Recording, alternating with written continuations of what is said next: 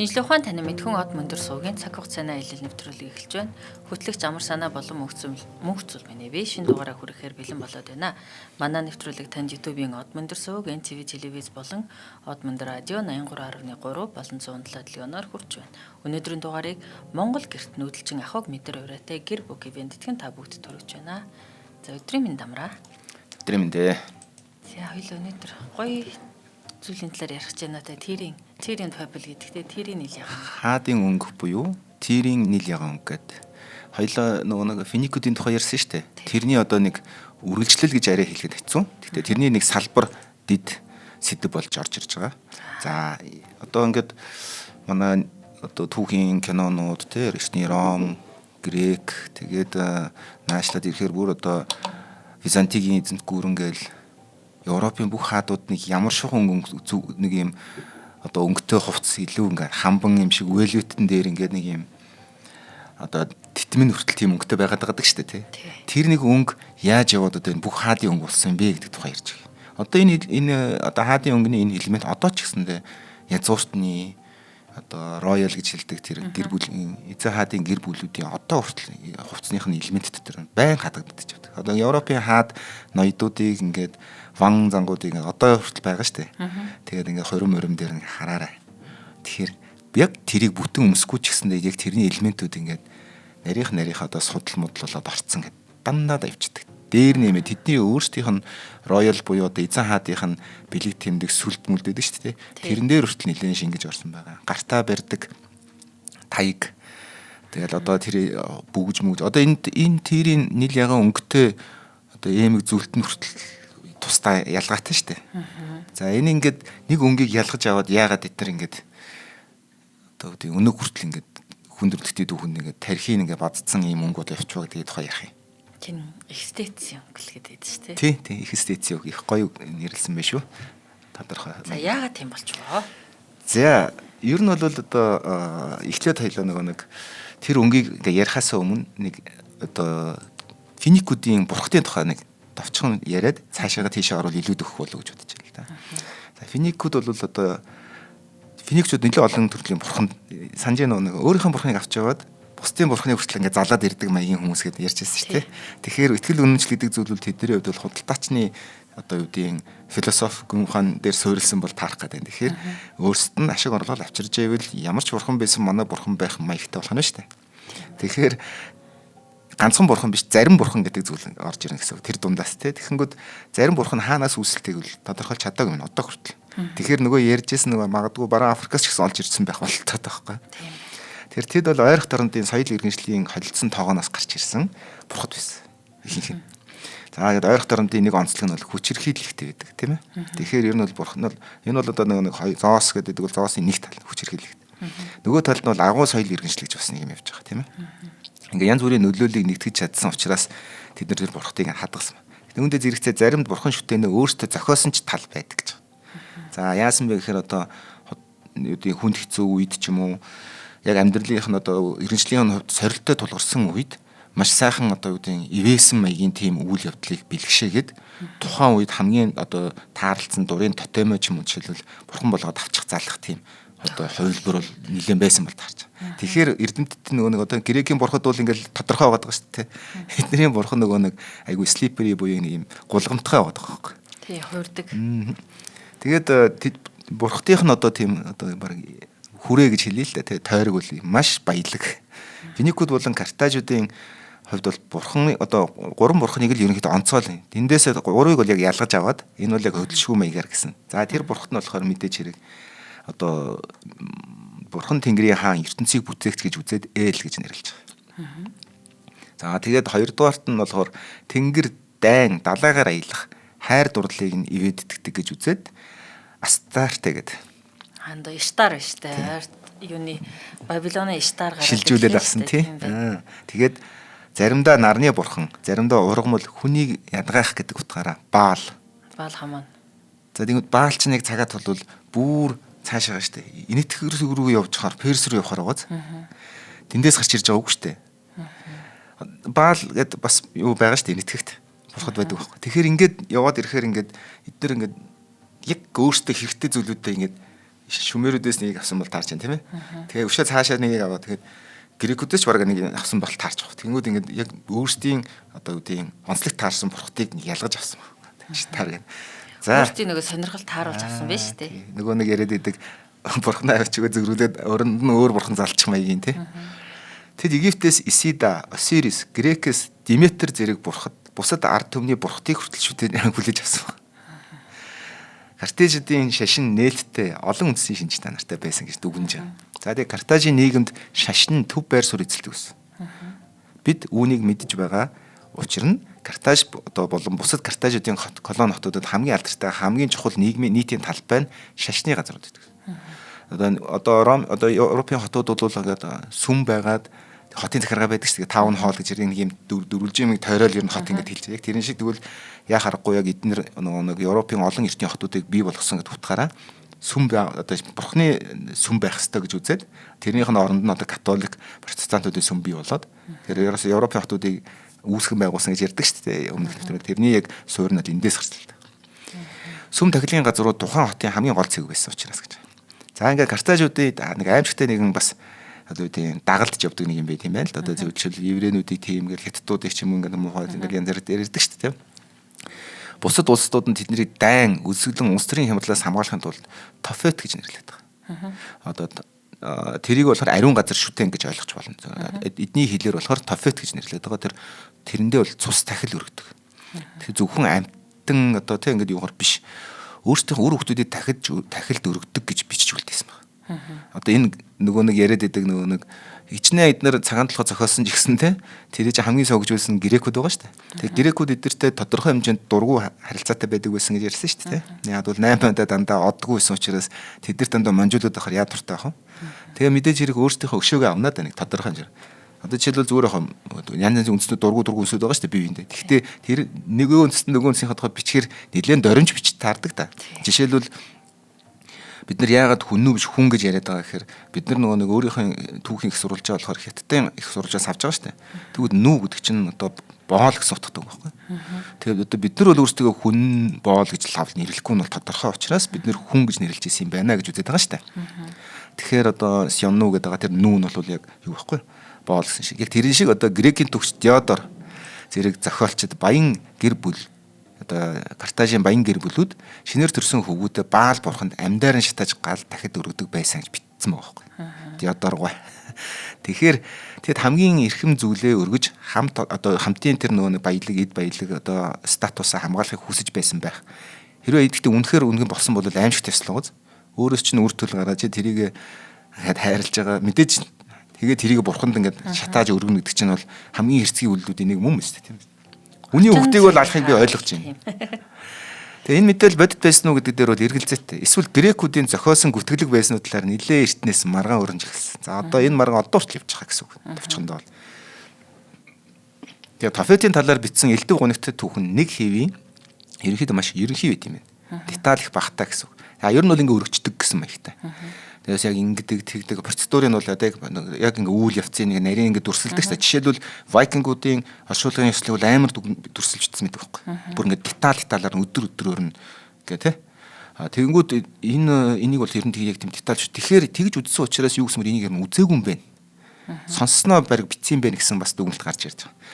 За тэгээд эдэнд одоо тухайн хүмүүсийн дотоод мэдрэмжийг бариг илэрхийлээг өгч байгаа. Үйлсэн, хайлсан. Мэдээж их хүн хүүхдээ өгж байгаа бол хичнээн бурханд өгж байгаа ч гэсэндээ баяр баясгалантай байхгүй тодорхой шин. Ер нь хүн юм байна, тийм ээ. Тэгээ бидний ингээд нэгтгэдэг харахаар нэг тодорхой мэдээлэл одоо ер нь бол энэ бол хүүхдээ хайрлах хайр гарцаагүй алдагдал хоёрын хоорондох баланс гэж байгаа. За тэд нар тэгэхээр юм хөр эд баялаг гэдэг зүйлийг шүтэж байгаа юм чинь. За үр хүүхдээ өгчөхөд бол бас байж болох юм байна гэсэн нэг тийм том гарцыг хамыг хааж ийн гэсэн санаа яваад байгаа байхгүй. За ингээд одоо Түнис дэх одоо Бардо гэдэг байгаа музей байдаг. Одоо Түнис ч юм бол одоо Картажийн одоо өлгийн нутгийг одоо тэр бүх түүхэн одоо археологийн олдруудыг хадгалж байгаа газар шүү дээ. Улс.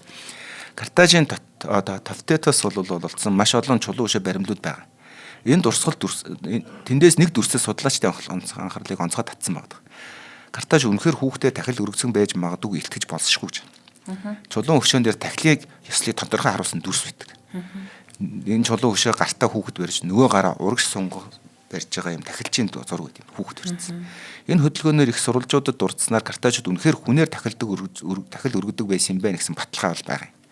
Харин хуучин гэрээ номд ч гэсэндээ Баал бурханд хүүхдээр тахил өргөдөг тухай дурдсан байдаг.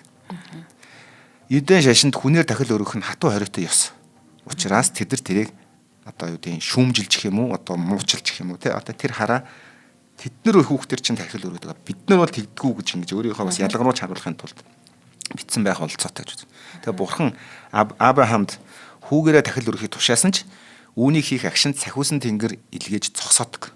Тийм учраас Абрахам хүүхдэрээ тахил өргөхийг тушаасан тэр үйллийг сөрснөөрөө евдэн шишний ялгаа тэгж гарч ирж байгаа. Тэгэд хүүхдээ маш хайрладаг тийм хаягийн одоо шинэ урсгал руугаа орж ирсэн гэсэн үг таарч байна.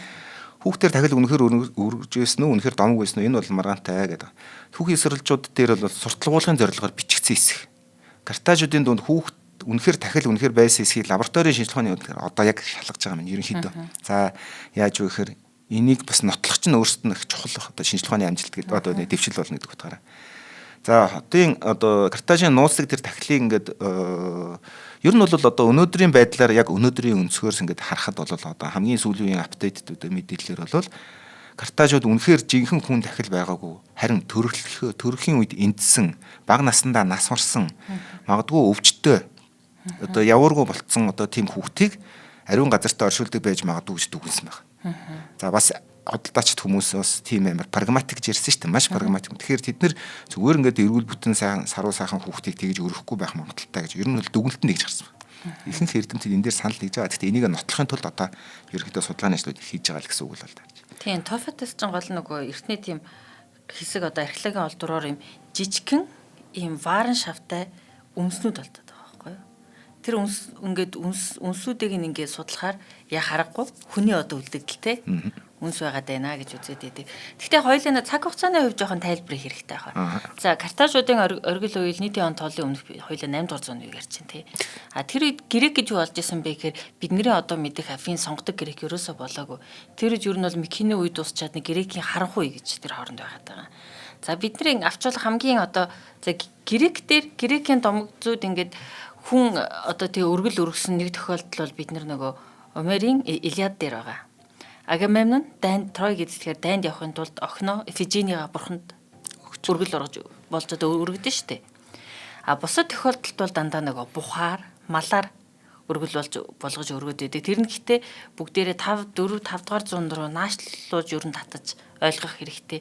Тэгэхээр магадгүй энэ бид нэр нийтийн тооллын өмнөхтэй 8 дугаар зууны үе ярьж байгаа болохоор тухайн үедээ энэ ер нь нөгөө одоо түгээмэл хэвийн зүйл байсан байж болно. Агамемнон охиноо өгж идэг чинь асар том золиос үстэй. Золиостэй бус тохиолдолд дандаа хүн өргөлтэй. Гэтэл Тофетс юу олдсон бэ гэхээр тийм жижигхэн савтай юунууд олдсон байна. За ингээд чандрууд олдсон байна. А тэгээд өргөлийн зан үйл үлддэг юм хавтгай томслай буюу юм том юм хавтгай чулуу олдсон гэж байгаа. Тэрэн дээр яг ингээд одоо нийтлдэг яадаг те ёслоо хийдэг гэсэн үг. Тэр зан үйлээ хийдэг. Одоо алтар гэдэг чинь ер нь тэр байхгүй юу? Ер нь тэрнээс үүдэлтэй алтар гэж бий болж байгаа юм шүү дээ. Алтар гэдэг чинь бид нар одоо сүмийнэлтэй эндэргээд байгаа болохоос эрт цагт алтар одоо эртний грек ромын одоо ахуйд юу байна вэ гэхээр тахилын сүмийн урд угаа юм том хавтгай байхгүй юу? Тэрэн дээр өргөлөө өргөдөг л байсан газар, тэр амьтаа нэдэлдэг байсан газар байхгүй юу? Тийм юм бас Тофетс одоо тэгэл хүүхэд бүгд л байх нь шүү дээ. Бүгд оролцоод өргөлөгдөг чинь тий. Харин тийм Тофетс бол тэр болтсон гэдэг. Тэгээд бол чиний хэлж байгаа тэр бол аягүй сонирхолтой. Яг нөгөө грекүүд ромууд бол ингээл тэрднийг аль болох өөрсдөөсөө дорд зэрлэг балмад энэ өрөвчний энжин сэтгэлгөө гэж харуулахын тулд тэгж тайлбарлах нь бол зүг баг. Гэтэ цаг хугацаагаа яриул нөгөө аливаа зүйл чинь тухайн цаг үедээ үнэн шүү. Зөвлөлт тий. Өнөөдөр л бид нар шүүгээд буруу зөв юм байсан тийм байсан гэж ялгадаг болохоос зүгээр яг апокалипс гэдэг кинон дээр хүртэлтэй ингээд шууд ингээд хүмүүсийг авчираад ингээд ядалдаг шүү дээ тэгээд бурхандаа зориулаад тэгэхээр юу яасан бэ гэхээр хитий ингээд бид нар зэрлэг одоо ёс суртахуугүй юм шиг юм ярьж байгаа бол тэрийг бид нар нөгөө манай нийтийн тодлоос 800 жилийн өмнө гээд аваад үзвэл чиний хэлээ тэр харанхуй үед бол бид юу ч хийж болно шүү дээ. Харин тий. Тэгээд бас яг сүүлийн археологийн олдврууд нь өөрсдөө юу гэж тайлбарлаад байна гэхээр тийм ээ хүүхдэр өргөдөг байсан байж болох юм байна. Археологийн олдврууд тэрийн гэхдээ тэр нь одоо Ром Грекийн их сурвалжуудын хилээд байгаа шиг тийм олон давтамжтай байнга идэх зүйл ерөөсөө биш. Тэгээд Хоёр дахь нь бас ингээд энэ бол зөвхөн нөгөө өлсвөлөнгийн их өлсвөлэн ган гачгийн үед ч юм уу эсвэл ингээд одоо их хэмжээний зэр зэвсэг хүнстэй хүч одоо тавьж хийж байгаа дайны үед тэр бурхны ивэл хайрыг гуйж хийдэг байсан. Маш их ийм одоо тэгвэл цөхрөнгөө барсан үедээ гэсэнгүй шүү дээ. Маш ховор тохиолдол да. Тэгээ бас нэг сонирхолтой зүйл нь энэ нөгөө зөвхөн сурвалж угсаатай гэр бүлийн хүний цусыг өргөдөг. Хүүхдийн цусыг. Тэрнээс биш нэг боолын хүүхдийн цусыг айчаад одоо нэг хончны бэр юм уу хүүхдийн цусыг айчаад өгөхгүй байгаа байхгүй юу? Тэгэхээр их одоо тэгчээж тэр чинь нөгөө нэг өргөлийнх нь одоо чанар нь сайжирна гэсэн. Харин тийм бурханд үнэтэй юм аа өгöd нь штэ. Тийм учраас тэрнийхээ хариуд нь тэр хэмжээний одоо талархал ч юм уу ивэлийн авахын тулд хамгийн үнэтэйг л өгч штэ. Тэгэхээр хүүхдээ өгдөг гэдэг тэр одоо бол би бол энийг бичиж байхдаа аргагүй грекүүд тэгсэн болов уу гэж бодож итэл та намайг дөнгөс буцаад байран дээр нөгөө талаар нь хэлвэл гэж штэ. Нэр тийм байна. Тэгэхээр яг нөгөө талаас нь тухайн үед чинь цаг нь ямар байгаа вүлээ нөгөө эрүүл мэнд ангаах ухаан нөхөн үржихүү те их барих одоо ахуй соёл нь одоогийнхоос шал өөр шүү дээ. Тэгэхээр няраа эндэгдэл бол амар өндөр байсан. Ойлгомжтой. Магадгүй нөгөө няраад нь багт нь эндсэн няраагаа харин мал шиг булаад хайхын оронд ёслол төгөлдөр тэр одоо тий орчуулах зан үйл хийгээ чандарлаад варс аванд хийгээ хадгалдаг байсан байж бас болно. Хонь бүрэн чанд сатгалан маягаар. Харин тий. Гэхдээ яг одоо бас л ингээл өөрийнхөө хайртай хүмүүсийг ингээл тээлгээл ингэж явчаад дараа нь тэрийг эрүүл бүтэн саруул тэр чинь эрүүл хүн төрнөө гэдэг чинь өөрөө айгүй зүгээр хамгийн энгийн жишээ нь бид нар 100 жилийн өмнө шүү дээ. За 100 маш их Монгол тал нутагт нүүдэлчдүүл эмэгтэйчүүд бол барыг төрхийн хүндрэлээр зөндөө чи манай эмээ яг төрсөн эмээ бол яг манай аав төрүүлэл насурж байгаа байхгүй. Тэг чин тэр бол мэдээж хэрэг ахуй нөхцөл муу эмнэлгийн хангалттай муу учраас яг тийм үед хүн тэгж гинтих тохиол маш их байсан гэж үзэх юм бол бид нар тэрийг 850 ч нэг тань тэгэхээр чинь давтамж бүр их байна гэсэн үг шүү. Харин тий. Дөнгөж саяхан ерөөсөө 100 жилийн өмнө тийм болж хахад монголчууд тэрийг бүр бүгд мэднэ шүү дээ тийм ээ. Тэгэхээр энэ бол яа харахгүй бас ингээд хүн гэдэг зүйл өөр аяг үнэтэй. Тэгэхээр яг энэ аргагүй тэр эрдэмтдийн дүгнэлж байгаа тэр бол яа харахгүй яг надад бол ингээд үнэхээр үнэншмээр байгаа. Яа тэгэхээр маш их том зовлонгийн юм уу ямар нэгэн золиосыг гитлэхийн тулд хийж байгаа үйлдэл болохоос биш. Зүгээр нэг ингээд шизорот ч юм уу тийм ингээд мэдрэл хөдөлгөөнгүүтээ тэрээ жоохон алаад байгаа юм биш. Гэхдээ тодорхой кинон дэр бол тийм юм үзүүлэхээр яг тэр нь баян давтамжтай юм шиг мэдрэмж өгөөд идэх тийм нэг баян болдог үйл явдал шиг. За ингээд одоо нөхдүүд бол ямар ч хэлсэн юугаа өгж байна. Хүүхдээ өгсөн байна. За хүүхдээ өгж байгаа гунгуудаа бурхтаа бас нөгөө нэг өгөөд идэг тэр тэрийн нийл ягаан өнгийн эд бүсийг бас өгдөг байсан байна. Бурхандаа зөвлөгдөг ч юм уу тийм ингээд тэгээд тодорхой тэр нөгөө нэг юун дээрээ ингээд тэрийг гоёдог. За тэрийхэд бурхных гэж ойлгуулангуудаа тэр бурхны нэг эд эс гэдгийг өөрөө харуулахын тулд хаадууд өөрсдөө өмсдөг бол тарж байгаа. За тэгээд ирэхээр юу бол гэхээр жишээлбэл одоо дорд гаралтай ч юм уу тийм ер нь тийм хүмүүст бол өгөх сонирхолгүй. Тийм нэг өнгө яваад байгаа байхгүй. За тэр үеийг ингээд төсөөлөе л дээ. За нэг ослохгүй нэг улаан өнгө байсан баг. Тэг үндсэн хэдэн өнгнүүд байсан. Тэгээд нэг бүс даавны нэг хэдэн борог шорог тийм өнгнүүд байж идэл. Гинт тэр дунд нийл ягаан гэдэг юм онцгой өнгө орчирч байгаа байхгүй. Солонго татуулаад гэдэг одоо ингээд ярсгаал орж ирнэ гэсэн үг шүү дээ ер нь бол. Тийм тэгээд нөгөө нийл ягаан чи өнгө нь ийм онцлог шүү дээ. Байгаль дээр байдаг хэрнээ яг тэгнээс saturated буюу хэд нөгөө нэгтрлаараа байдаггүй өнгө.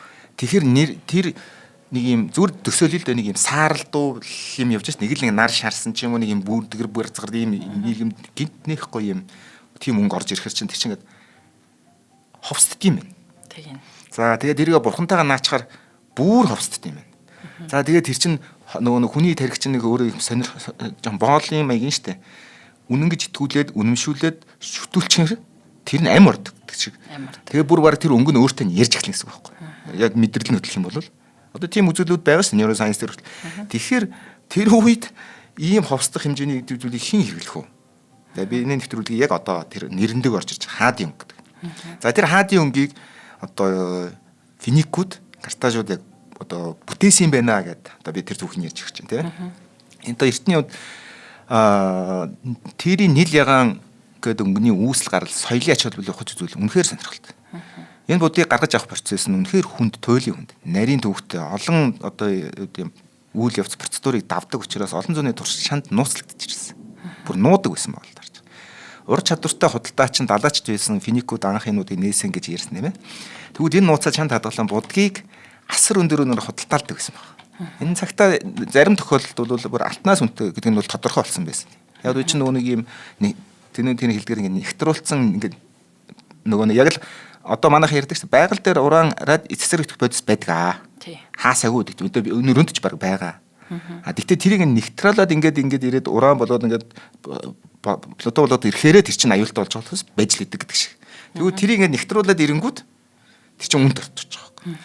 За тэгэхээр газрын дунд тэгсийн дагуу олон колони байгуулж исэн финикууд өнөөгийн Ливан, Түнис, Испани газар унтах сууршиж будаг гарах мэдлэгээ тэрүүгээр бас тараан түхээсэн баг. Будаг нь эртний финикуудын хамгийн чухал хотуудын нэг болох Тир гэдэг хотоос өөрийнхөө одоо шашиг гэх юм уу одоо нэр авсан байгаа. Тир хот нь өнөөгийн Ливанд байрлах бөгөөд эрт цагт будаг үйлдвэрлэлийн төв байлаа гэж. Би нэг зүгээр юм асууйдгүй. Одоо энэ од мөндөр биш нөх манай Эстар од мөндөр эдгээр нэг аялал хийгээд байгаа шүү дээ. Тэгээд би нэг Ливан руу явах аяллыг л үнэхээр хүсээд байгаа. Яа тэр Ливан чинь аюул олон улсуудын одоо үгүй байнга дуртагддаг. Тэгээд одоо Испанд хүртэл тэр уул мөрөнд байж идэг. Ливантеч гэж байгаа тий. Тэгээд тэр түүхэн мужийг очиж үзнэ гэдэг нь тэрний хоол унд гэдэг бол бас сайхан зүйл. Тийм аялал зохион байгуулалт гэж хүсэж байгаа шүү. За ойлголоо. Сандаг бүлээн авлаа. За. Тэгээд энэ Тир гэдэг хотод очимоор санагдсан. Үнэхээр. За тэгээд энэ хот гайхамшигтай архитектур, инженерийн шийдлээр алдартай байсан энэ хот. Хоёр арал дээр баригдсан хот юм байна. Тэгэд энэ хот одоо хөлөг онгоцууд нь хотын бомб руу шууд нэвтэрч орж ирдэг. Сувгийн системтэй байсан худалдаа ингээд хөдөлгөөнийг идэвхтэй өрнөдөгдөг болгосон. Орж ирээд гарцтай гэсэн үг. Сувг болгоцсон. Тэг арлынхаа дундуур ингээд сувгчлаа гэсэн үг. Тэгэхээр усан онгоц нэг ирээ зогсох тий тэрэнд аягүй илэгдэхгүй байх, хайрхдахгүй байх аягүй том боломжуудыг олгодог гэсэн. Тэр одоо манай тооллын нийтийн тооллын 200 зуунд бичсэн Ономастикон гэдэг бүтээлтэй грекийн домог судлаач Эолус Полидевк гэдэг хүн байгаа. Нил ягаан будгийг анх Тирийн философч Геракл нээсэн гэж үздэг. Түүний нохой Тирийн ирэг дээр эмгэн хүмсийг мэрээд амаа нил ягаан болгосныг нь өгүүлсэн байна. Тэгэхээр нөгөө бурхны өнгө гэдэг яагаад гэхээр энийг болохоор ингэж нэг домог байгаа. Финикуудын домгон дээр болохоор бурхан өөрөө нохоогоо дагуулж явж байгаад гэж яриад байгаа юм. Тэгээ бурхан цагаан өмсгдөг байгаа шүү дээ. Тэгээ нохоогоо нөгөө нэг ам нь ингэ шархтчихжээ гэж удаад арчсан чинь тэр архицсан дээр нь тэр нийл ягаан гарсан учраас бурхан бэлгэлсэн гэж финикууд бас ингэж хувиргаж яриад байгаа. Хоёр яг энэ бол яг бичиж үлдээснээр нь түүхээр. Ягаан өнгөтэй тэгж илэрүүлсэн гэж үзсэн. Энэ домгийг одоо Питер Паул Рубенс гэдэг бас түүхч Гераклийн нохой нийл ягаан будгийг нээсэн гэдэг зурганда зураач дүрсэлсэн. Тэр нөгөө нэг хөөхөн дээ. Тэгээ Антиокос гаралтай Византийн он тооллын бичээч Жон Малалас гэж хүн байна. Антиок ч нөгөө нэг 4 том ширээ 5 суудлын нэг штэ. Нөгөө нэг Христи. Энэ үйл явдал Тирийн домогт хаан Финикийн үед болсон бөгөөд Финикуудын нэрийн их болсон өвөг дээдэс Тирийн нийл ягаан өнгийг өмссөн анхны захирагч хаан одоо язгууртан хүн бол таарах нэ. Тэгэхээр за энэ хэрэглээг өөрөө хуульчилсан байна. За энийг бол зөвхөн эхэс дэдс өмснө гэдэг одоо хуулийг баталсан гэсэн.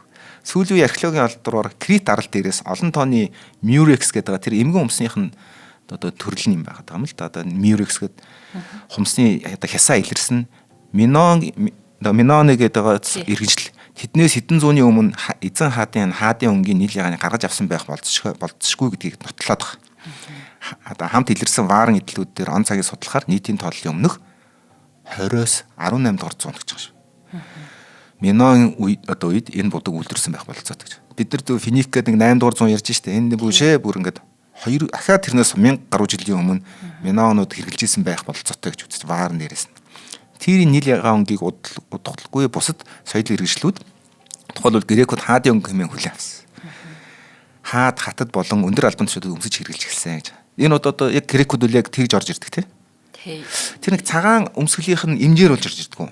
Тэр цагаан өмсгөлийн хэмжээр болж байгаа нь Ромын сенатууд байна. Тийм. Ромын эзэн хаан бол ингээд нийл ягаан өнгөтэй дангараа өмснө. Нөгөө статусаас хамаарат хэрэгэм зэргээс хамаарат хэрэг хэмжээний нийл ягаан хэрэглэж болох вэ гэдг нь заагдсан. За эзэн хаан бол ингээд бүтэн нийл ягаан өнгөтэй хувцас өмсч болно. Сенат өндөр хэрэгэм зэрэгтэй улс төрийн албан тушаалтан бол цагаан өмсгөлөнд нийл ягаан хэмжээртэй байж болно. За цэргийн жанжин бол зөвхөн одоо сүр жавхлантай ялалттай ялгуусан ялалт тулааны ард байгуулсныхаа дараа нийл ягаан өнгийн нөмрөгтөө ингэж орж ирж болно гэдэг. За бүр ингээд журмалсан ба шүү дээ. Тийм журмалсан. Тэгэхэд яг юу юм байна гэж би анзаарсан. Нийл ягаан өнгө нь мэдээж нөгөө гаргаж авахч боловсруулж авахд маш хэцүү. Маш их одоо тий цаг хугацаа тэр чинь нөгөө тэр нэг эмгэн хүмүүсний нэг булчирхайг нь ялгаж аваа, тэрийгэ эсгээ, дараа нь хатаагаад би тэр процессын дараа нэг 5 минут ярьж өгнө. бойлтчлаа. Зүгээр хамаагүй. Тэгээд ер нь бол ингээд нарийн гаргаж авдаг учраас маш үнэтэй. Тэр үнэтэй болохоор уг нь X-дэйцэл тэрийг авч чаддаг. Тэгээд тэр нэг байгалийн одоо тэрнээс гаргаж авсан юмаа зүгээр юу болгочлоо шүү дээ. Түүхийд болгоод ашиглаадсан. Тэгээ тэр нь бүр ингээм худалдааны хүмүүний хэрэгсэл худалдааны хэрэгсэл болсон. Тэгэхээр нөө баян хүмүүс хэрэглэхээс өөр арга байхгүй. Тэгээд тэр нийл ягаан өнгөний онцлог нь юу вэ гэж би анзаарсан.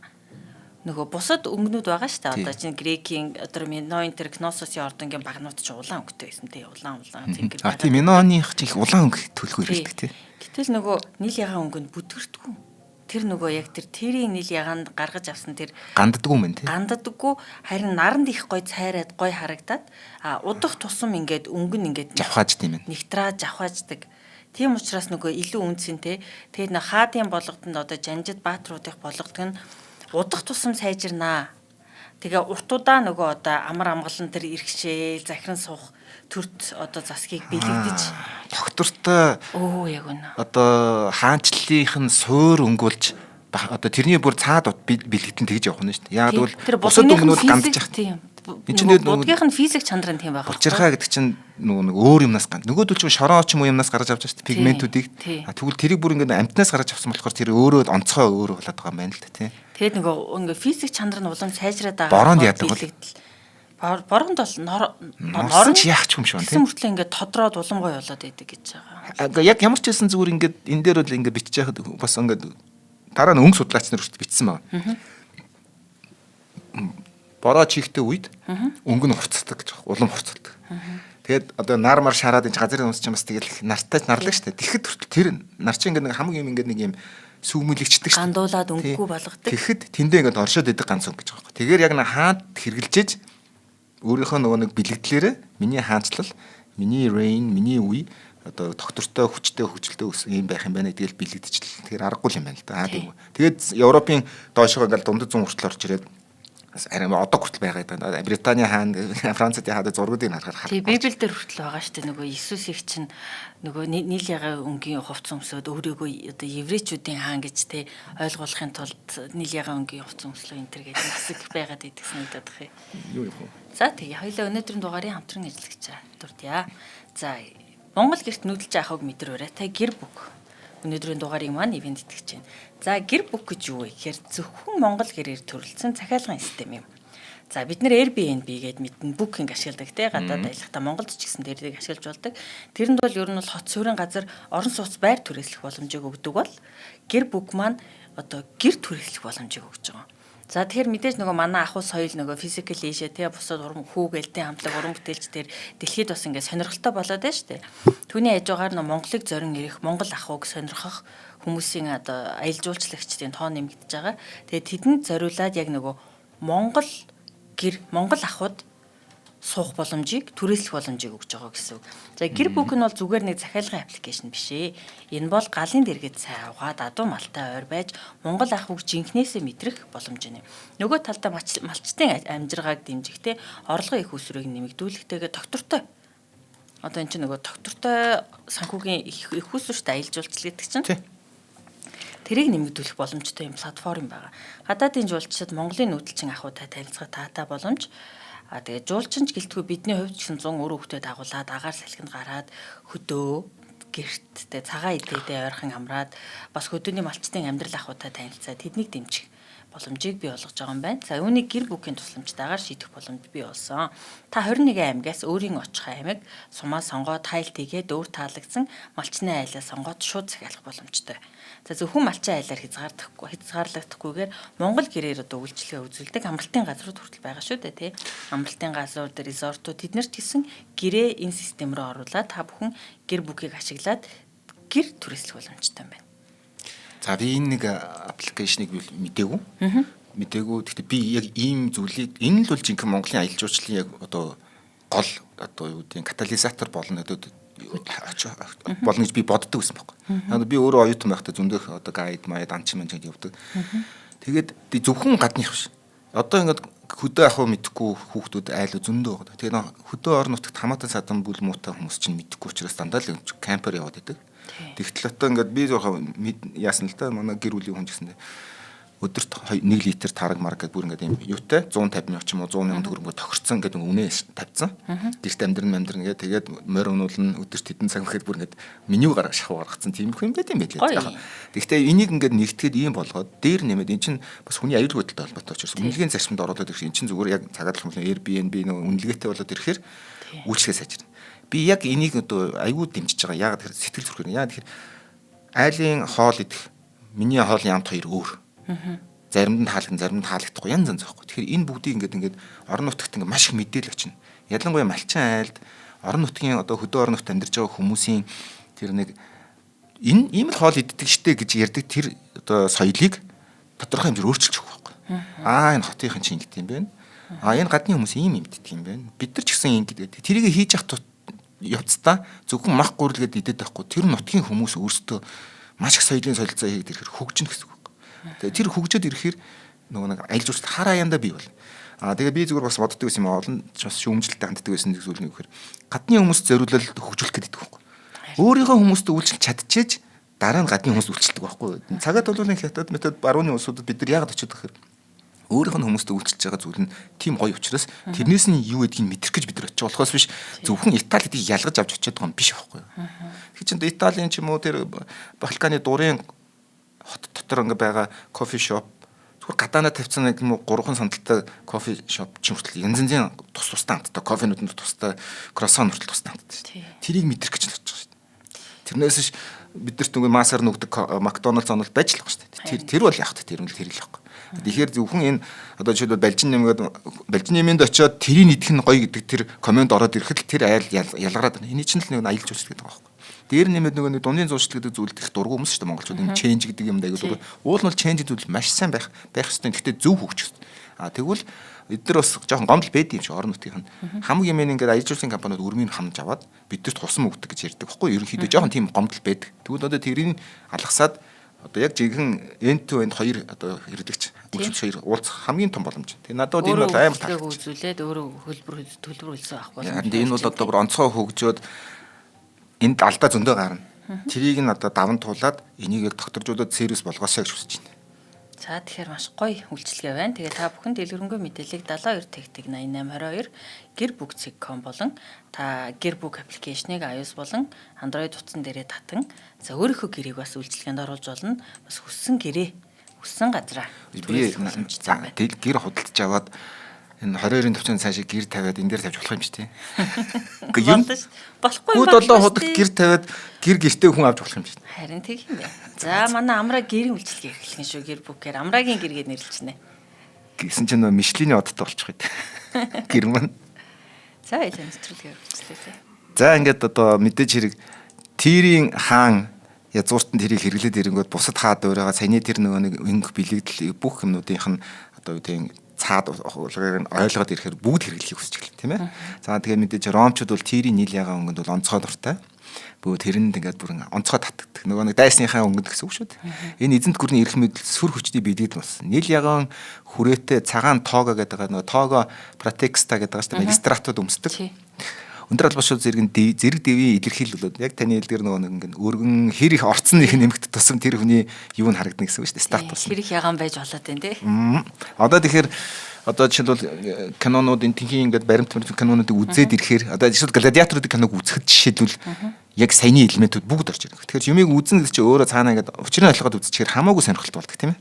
Тийштэй гладиатор дээр нөгөө Хокин Феникс нөгөө дүрийнхаа нэрийг мэдгүй байна. Тэр чинь нэлээгээ өнгийн ингээд нөмрөгтэй байдаг шүү дээ. Тийм. Одоо яг ингээд орж ирж байгаа юм. Наполеон хүртэл тийм байгаа шүү. Тэгээ Византийн эзэнт гүрэн ч гэсэн тэрийн нэлээгээ өнгийг бас хэрэгжилж ирсэн байна. Византийн ойлгомжтой шүү дээ. Тэгээ Византууд бол тэр чигээрээ өнгөн шүү дээ. Тийм нэг сүмийн яндагтнууд тэр тусмаа. Тэгээд нөгөө грекийн тэр чинь ортодоксууд шүү дээ. Тэр грекийн болон Византигийн тэр лам нарын энэ оройных нь юун дээр нь байгаад байдаг санаад бах юм. Хар хуцсных нь энэ оройн нөлөө нэг элемент байдгийн юм шиг. Тийм бас байгаа.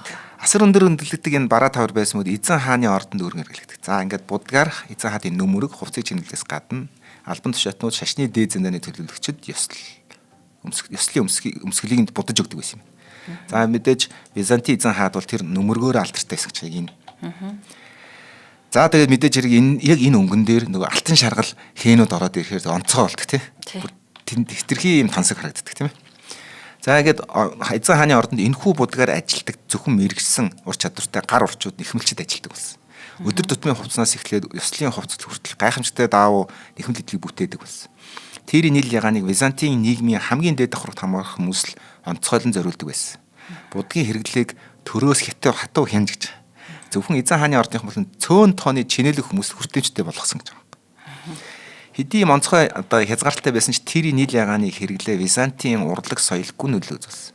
Энэ будгаар бий болсон баялаг өнгө, тансаг нэхмэл эдлүүд Византийн ордны гоо зүй хэм маягийг тодорхойлж тэгэхээр энэ өнгийг яг энэ будгаар хэрэглэдэггүй ч гэсэндээ ийм төр өнгийг нөгөө үүсэмлэр гаргаж аваад одоо ордноо будах тиймэрхүү дотор декорац хийдэг тийм одоо дотор чимэглэл хийдэг болсон байл тарах нь шүү дээ тийм.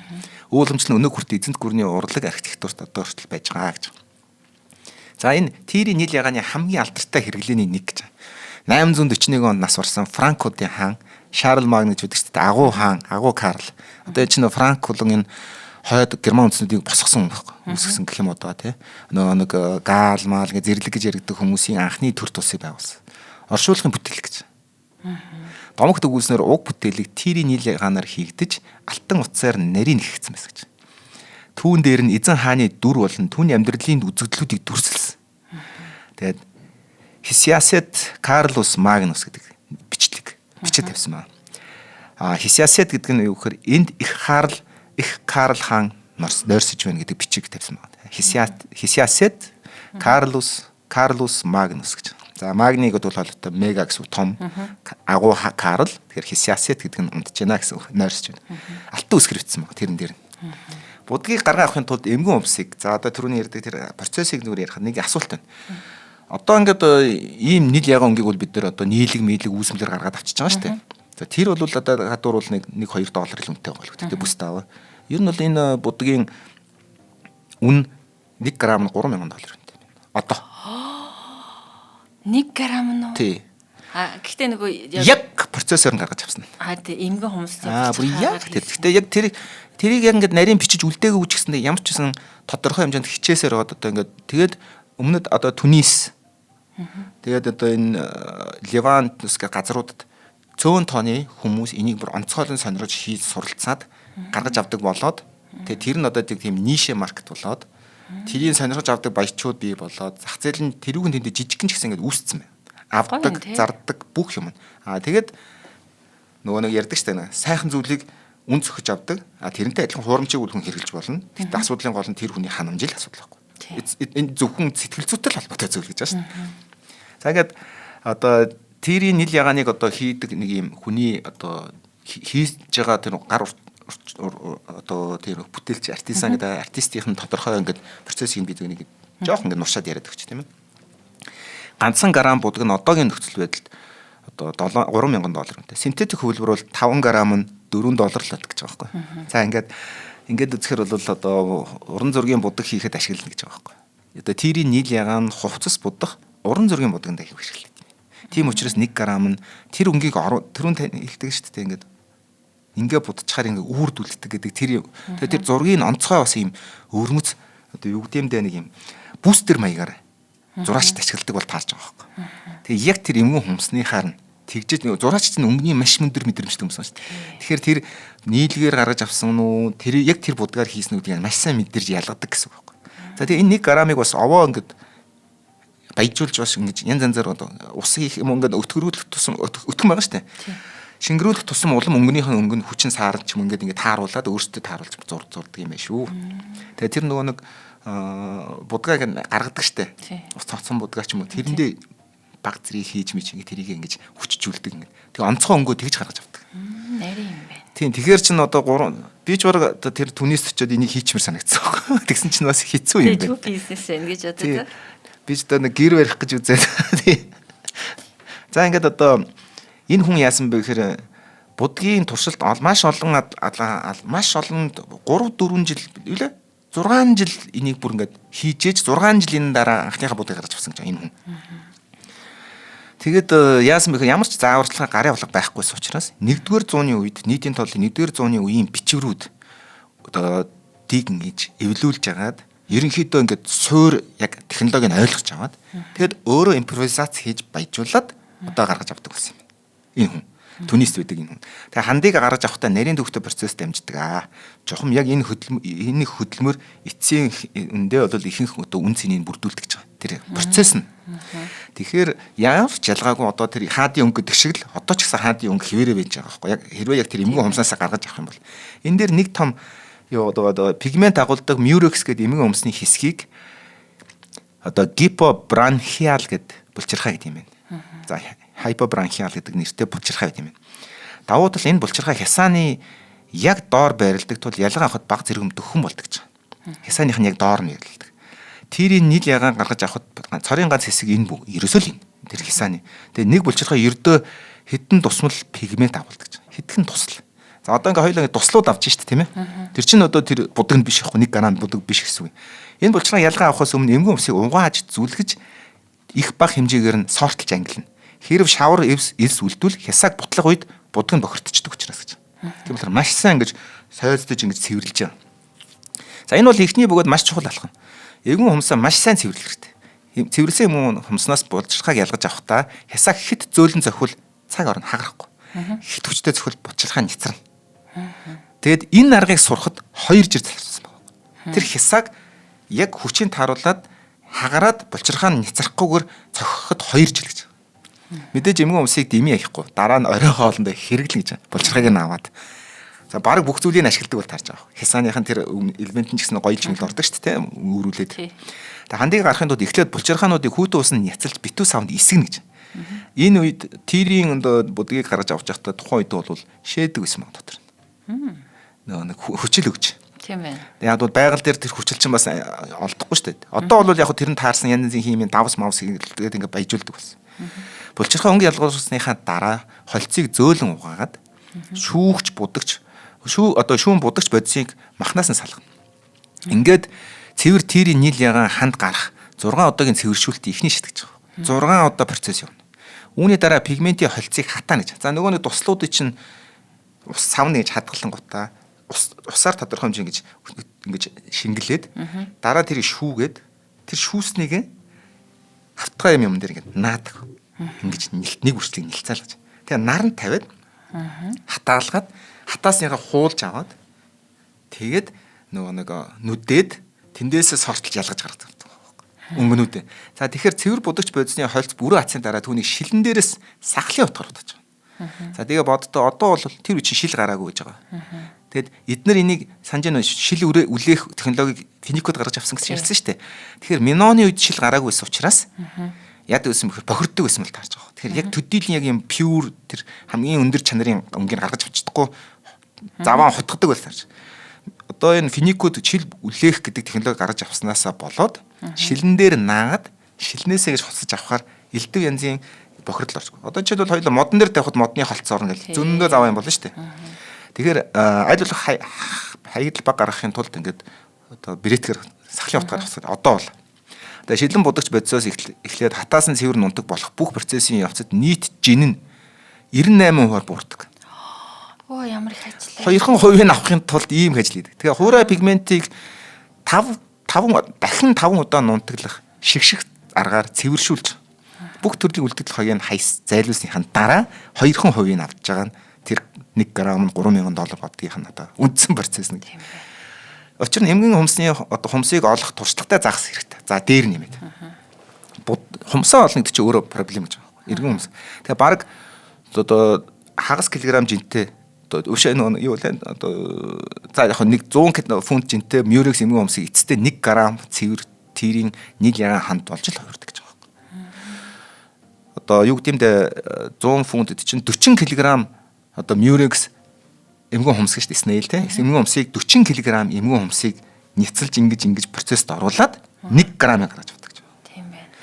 За инхээр одоо мэдээж хэрэг $3,000 байхаас ч өөр аргагүй болно. За тэгээд энийг нь яг олдог бас яг зөв газараас нь олдог шумбагч загасч хэрэгтэй.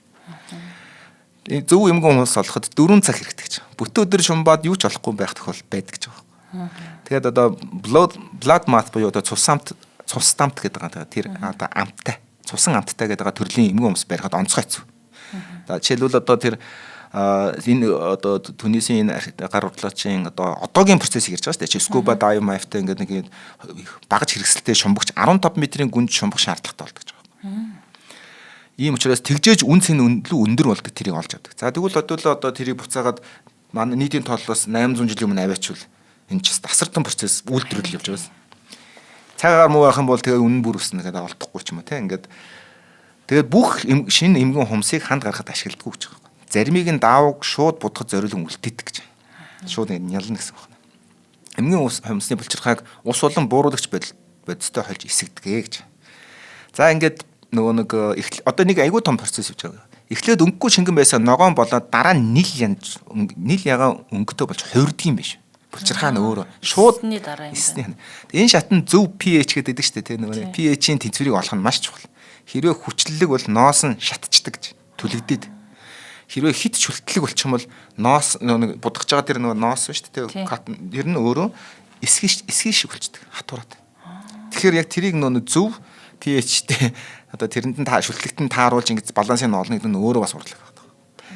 Тэгээд одоо pH-ийн түвшин хянаад ойролцоогоор 8 болох 8 pH гэдэг нь бол хамгийн одоо төгс хувилбар нэг гэж үздэг юм байна л да. Тэгээд энэ үн шатанд уусдаг будаг гэрэлт хамгийн мэдрэмтгий гэдэг гэж байгаа. Нөгөө нэрэс нь гэрлийг өөртөө ингээд авдаг гэдэг. Тэгээд будагны савыг хит их гэрэлд өртүүлэхгүй тулд тэр дорн таглах хэрэгтэй гэж. Хэдих гэрэл тусвал нийл ягаан хөх болж хувираад бүтэн 7 хоногийн хөлбөр үгүй болох аюултай гэж. Материал хангалттай хугацаанд дэвтсийн дараа савын таг явж холимгийг гэрэлтэй агаарт ил байлгана гэж. Тэгэхээр тэр агаарт ингээд тавиад наахта наананд байгаа процесс нь хүртэл өөрөө нэлээд тийм технологийн горим шаарддаг болдог. Тэгэхээр энэ хүн энэ одоо аргыг бодож гаргаж авах хүртлээ 6 жил зарцуулсан гэдэг нь яг харахгүй бодиттой болоод байгаа. Маш олон бүтлгүүтлийн дараа өнгөө гаргаж авсан гэж ярьж байгаа. Одоо үед чинь. За ингээд зарим альчуурыг хийхэд 8 сар зарцуулнаа. 400 кг орчим шинэ эмгэн 400 кг орчим эмгэн хумсыг ашиглаад бүтэн дуусаагүй байгаа одоо хувцас байна гэж байгаа. Одоогийн орчин үед хийгдэж байна. За энд нэг юм байгаад байгаа. Ер нь бол 3 дэд өнгийг хольж гардсан юм байна. Энийг дагаад. Тэгэхээр яг нэг хүссэн өнгө чинь байн гардгүй гэсэн үг. Тэгэхээр одоо бол эн чинь 1 грамм будаг гэдэг гаргаад авчаад байна шүү дээ орчин үед. Энэ үед болохоор одоо энэ финикүүдийн үед энэ будгийг шууд ингээд гаргаж авангуудаа утсаа буддаг гэсэн. За тэгээд одоо тэнгууд нэг утасчин өнгө нь гарна штэ. Тэнгууд зарим газараа маш гоё юм хүсэж байгаа хурц тод одоо гүн өнгөнүүд нь гараад зарим газараа сарнаад юм жижиг өнгөнүүд гарна штэ. Тэр утас болгонуудаа ингээд бөөрхи болох тийм. Одоо би тэр үеийг ярьж өгч штэ. Тэгэхээр за одоо Ромын жанжны нөмөргийг ямар процессор хийсэн байдгийг түр ярьж өгч байгаа. Тэр киног харахаар мэддэг нэгс. Одоо Жоким Фениксийн тэр нөмрөг бол тухайн үедээ ямар үйл явдлыг давсан бэ гэдэг. Тэнгүүд утас болгон ингээд өөр өнгөт болчихно. Холихгүй. Бүгдийг ингээд ирээтлэн тавьчихна ингээд ялгаад. Тэгээ нэмэгтэйчүүд чинь нэг өнгөнийг амар сайн мэдээд манайс нь энэ чинь шар юм байна ягаа юм байна гэдэг тэрэн шиг. Ингээд тэгээд бүтэн нэг нөмрөг хийх ч юм уу нэг тийм хэмжээ байгаа шүү дээ. За нэг тэдний хэмжээний даавуугаар тийм нөмрөг хийнэ гэдэг. Тэр хэмжээг хүртэл нөгөөтөө ингээл хадгалаа. Ямар их ажил. Тэгээд за энэ нөмрөгний хэмжээний одоо утас одоо бий боллоо гэсэн үедээ тэр хувцас хэрэглүүгээ тэрийг аваачна. Тэгэнгүүт одоо тэгвэл чааны гоё юм ярьж байгаа. Хамгийн хурц гоё өнгөтэйнүүд нь хаад руу явж хагаад нэг жоохон нэг юм симисэн ч юм нэг юм жоохон saturated нэг жоохон тэрний юм хэв шинжтэй юмнууд нь болохоор баян ингээд доошоо ирдэг бол тарах гэдэг байгааз. Тэгэхээр зөвхөн биенд нь одоо хувцсанд нь байгаа элементийн хэмжээнээс гадна өнгөнийх нь өөрийнх нь одоо тийм хэрэг өтгөн хэрэг одоо шингэн бэ гэдгээс хамаарат тэрний үн цэн нь ингээд ялгарч яана гэсэн үг. Маш их нарийн ажиллагаатай. За ингээд одоо Тирийн нийл ягаан бодвол хүрэл зэвсгийн үеэс Улбаатай финикчүүдийн Тир гэдэг хотоос нэрээ авсан. Одоо тэгээ нийтийн тооллын 21 одоогийн нийтийн тооллын 2000 жилийн өмнөөс үйлдвэрлэж байж болцсошгүй гэж үздэг. Нөгөө минонууд. Үйлдвэрлэлийн нэг төв өнөөгийн археологийн дурсгал болсон Жерба арлын Минакс гэдэг хот байсан байна. 4-р зууны нэгэн бичвэрт одоо 400 г, 480 г, 1 фунт чинь 486 г шиг баха тий. 1 фунт 1 нийлийн нийл ягаан будаг 3 фунт алттай тэнцдэг гэсэн. За тэгэхээр бүдүүлэр хэлвэл 440 грамм. За яг энэ юм л да. 1 грамм будаг 3 грамм алттай тэнцсэн. Алтнаас үнэтэй. Тэгээд арилжааны хэрэгсэл болдог байсан гэж. Тэгээд тэд нар тэрийг ийм нөгөө нэг бортгонд хийгээд зардаг гэсэн.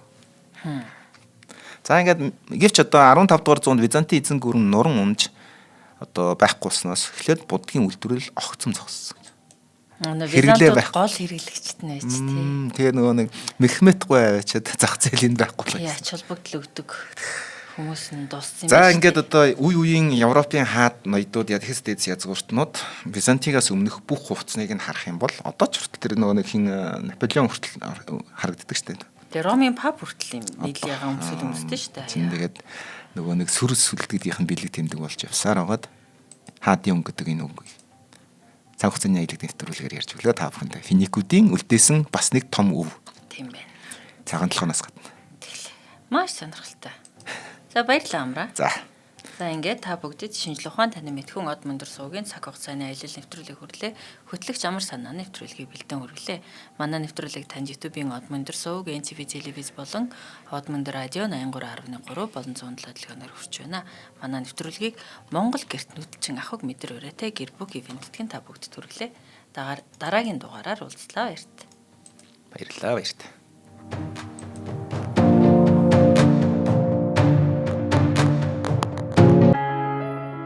Нэвтрүүлгийг хүлээн авсан Нарны аймгийн монголчуудаа баярлалаа. Од мөндөр сувг нь энэ мэдчлэн таны мэдхүйн мянган нэвтрүүлгийг 2026 оны 7 сарын 1 хүртэл та бүхэндээ хүргэх юм. Их хэлээрээ шинжлэх ухаан танин мэдхүг түгээхийн үлсэд нэгтгэх хүсвэл та бидэнд хандив өгөх боломжтой. Жилдээ ганцхан удаа 100 мянган төгрөгөөр биднийг дэмжснээр шинжлэх ухаан танин мэдхүйг түгээх энэ үйл хэрэг амжилттай үргэлжлэх юм. Од мөндөр нэр дээрх Худал агшлын банкны дансгаа 4191 Тэг 4518. Та 100 мянган төгрөгөөр шилжүүлэхдээ гүйлгийн утга дээр нь өөрийн нэр болон утасны дугаараа заавал бичээрэй. 100 мянган төгрөг хандалснаар од мөндөр сувгийн алтан гишүүн болох юм а. Шинжлэх ухаан танин мэдхгүй Монголд ялах болтугай.